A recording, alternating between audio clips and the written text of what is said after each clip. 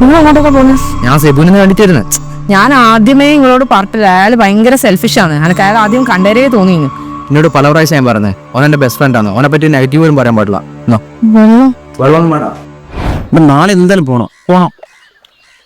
എടാ സെബു, എന്താടാ നീ വാ ഒരു മിനിറ്റേ. എന്താടാ? എടാ എനിക്ക് പുറത്ത് പോകാനൊരു ചാൻസ് കിട്ടിയിട്ടുണ്ട്. ഇവിടുത്തെ കടലൊന്നും തീർക്കാന്ന് വിചാരിക്കുന്നത്, പോവാന്ന് വിചാരിക്കുന്നത്. വലിയ ശമ്പളം ഉണ്ടാ? ഒരു 1.5 എന്തായാലും കിട്ടും. അല്ല ഈ 1.5 ലക്ഷം ഉറുപ്പ്യ കിട്ടും ഇനി പോകുന്നു.